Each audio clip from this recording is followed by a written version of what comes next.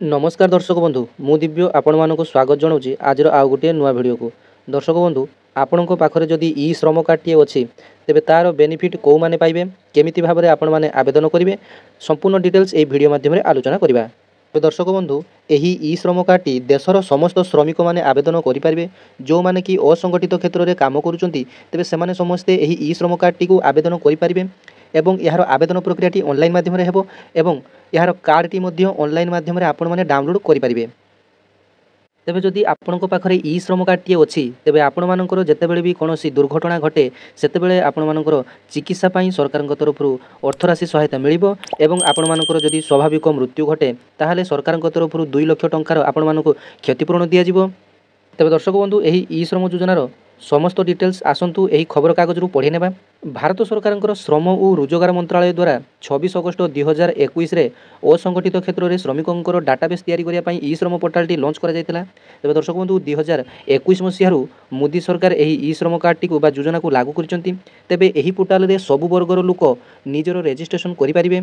यही योजना सही श्रमिक मानक पई प्रयोज्य जो माने ईपीएफओ एवं ईएसआईसी रो सदस्य होई नथिबे जो माने ईपीएफ एवं ईएसआईसी रो सदस्य होई नथिबे सेमाने समस्ते आवेदन करि परिबे। एथिपाई केवल आधार नंबर एवं बैंक डिटेल आवश्यक होइथाय। एथिरे समस्त श्रमिक निजर रजिस्ट्रेशन करी फायदा उठाई परिबे। तेबे ई श्रम पोर्टाल कौन देखंतु यही पोर्टाल एमिति एक प्लाटफर्म जो थे असंगठित क्षेत्र में कार्य करुवा भारतीय नागरिकों कल्याण पर श्रम मंत्रालय द्वारा बना जाइए। पोर्टाल रे ऑनलाइन पंजीकरण पर Aadhaar card PAN card bank account एवं मोबाइल नंबर रहिबा आवश्यक। मोबाइल नंबर टी को आधार सहित लिंक करनी आवश्यक। तेबे आपण माने जानिगले यही ई श्रम कार्ड आवेदन करने कौन कौन डॉक्यूमेंट आवश्यक। तेबे पुणी थोड़े आपण मानकु मु कहि रखुची जे candidate Aadhaar card PAN card bank account एवं मोबाइल नंबर रहिबा आवश्यक एवं मोबाइल नंबर सहित आधारटी संपूर्ण लिंक होइतिबा आवश्यक। असंगठित क्षेत्र में कार्य करुवा श्रमिकों बयस 18 रु 59 वर्ष मध्य होइतिबो। तेबे आपण मानकर बयस जदि 18 वर्ष रु 59 वर्ष होइतिबो तेबे आपण माने एही ई श्रम कार्डटी आवेदन करि परिबे। ई श्रम कार्डटी आपण मानकर सब बेले आवेदन होइथाय। एतिपाई कोनोसी दिन निर्दिष्ट भाव में पोर्टाल ओपन होई नथाय। तेबे आपण माने जेबे चाहिबे आपण माने आवेदन करि परिबे। ई श्रम योजना रे पंजीकृत पर जदि श्रमिक दुर्घटनार शिकार होती तेबे मृत्यु किंबा शारीरिक अक्षमता हेले सेमानकु 2 लाख टंका पर्यंत प्रदान करा जिवो। आंशिक अक्षमता क्षेत्र में 1 लाख टंका पर्यंत सहायता दिया जिवो। एबे प्रश्न उठुची जे ई श्रम कार्ड आपण माने केमिति आवेदन करिवे।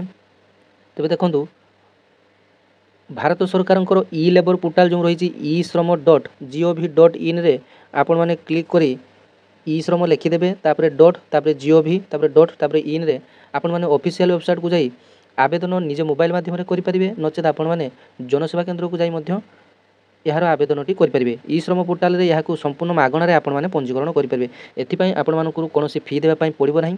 जदि आपण माने जनसेवा केंद्र को जाउचंती यार अप्लाई करिया पई हुए तो से माने 50 टंका नै पारंती किंतु आवेदन करिया पई कोनोसी शुल्क यार नाही। तबे दर्शक बंधु आउ डेरी न करी आपण माने काली ही जांतु ई श्रम कार्ड रे आपण माने पंजीकरण करिनियंतु। तेबे आपण माने सरकारन ठारू मिलुथुवा प्रत्येक योजनार फायदा एवं सुजोग उठातु। तबे दर्शक बंधु मोर जदि भिडियोटी आपण मानकु भल लागिथिबो तबे अन्य मानक सहित शेयर करेंगे। भिडियोटी को प्रथम थर देखुले चैनल को सब्सक्राइब करने पाखरे घंटी चिन्हटी को दबाई ऑल नोटिफिकेशन रे सेट करदे। धन्यवाद। जय जगन्नाथ।